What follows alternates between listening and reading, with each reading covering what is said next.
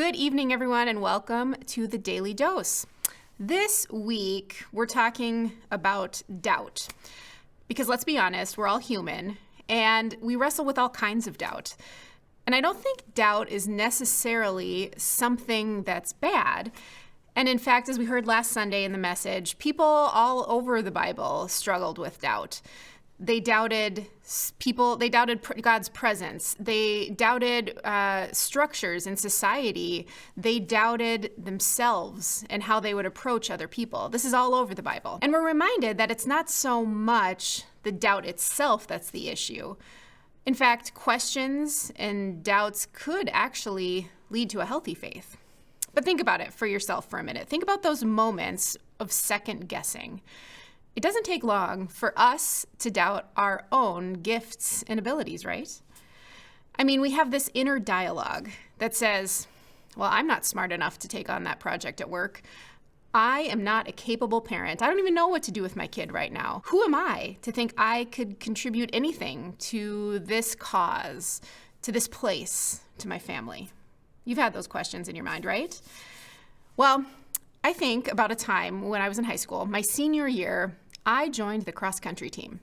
Now, I'm sure this shocked my family and my friends, but it actually surprised me too. I mean, my extracurriculars in high school were band and choir and dance team and drama, and none of those things required much running, let alone a length of running like cross-country requires. But I can remember the spring of my junior year, the coach coming up to a friend and me and saying, "You two girls should join the cross-country team. It's a great sport. We'd love to have you there." He asked us that a couple of times. He encouraged us in that way. And I can tell you that those moments of doubt that I mentioned earlier, those all went spinning through my head at that time. I remember thinking, I can't run. How will I even know what to do? Most of the other girls who I know are on the cross-country team have been athletes their whole lives. I won't be any good. Who am I that this coach would even consider asking me? But for some reason, this friend and I both signed up for the team that next fall.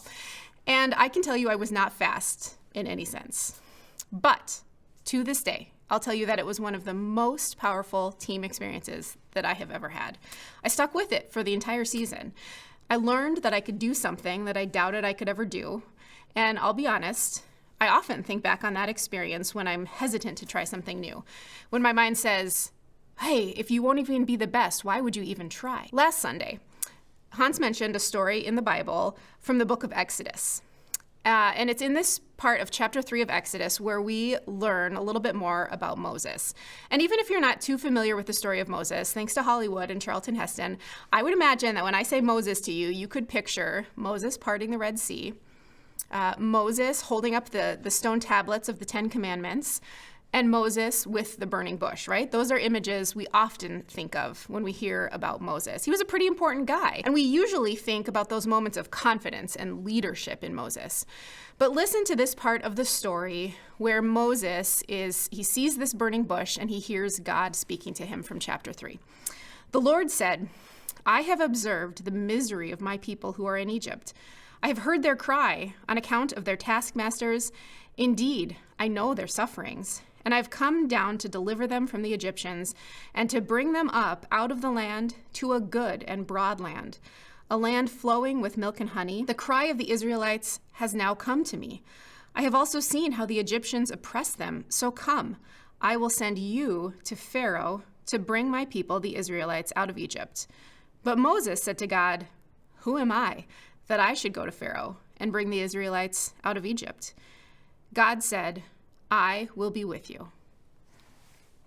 At that moment in that story, we hear about Moses' doubt. You can almost picture that running dialogue in his head.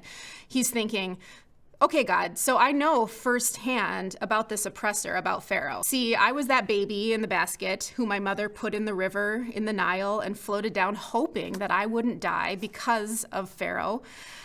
I have seen firsthand the oppression that the people are facing. But why, God? Why would you even trust me with this task?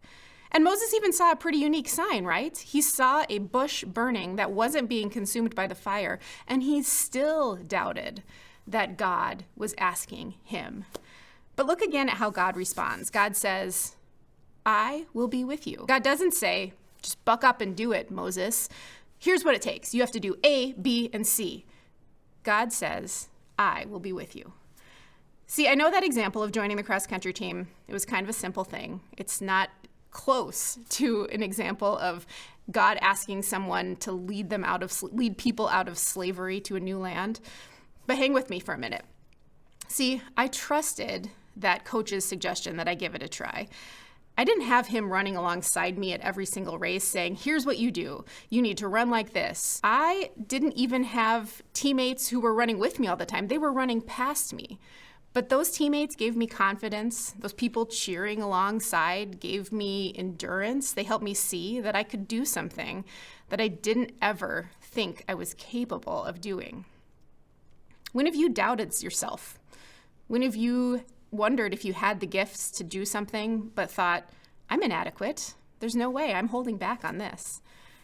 Today, I want you to remember, you don't have to look for that sign, the moment where God will say to you, here's exactly how you should do something. God simply says to you, I am with you. I'm with you through this. And remember that your sufficiency, no matter how deep that doubt is, lies in the fact that God is present through you, through the people around you, in ways you don't always expect or even look for. And that is pretty powerful. Thanks so much for tuning in on the Daily Dose today. We're talking about doubt all week, and we would love for you to invite someone to join you. Share this if you're watching on Facebook. Make sure you subscribe if you're watching on YouTube.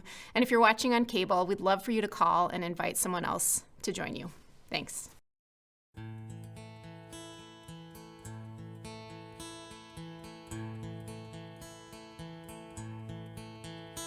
When peace like a river attendeth my way, when sorrows like sea billows roll, whatever my lot, thou hast taught me to say, it is well. Well with my soul, it is well with my soul, it is well with my soul, my sin, oh the bliss of this glorious thought, my sin not in part but the whole is nailed to the cross, and I bear it no more. Praise the Lord, praise the Lord, oh my soul. It is well with my soul. It is well with my soul. It is well with my soul.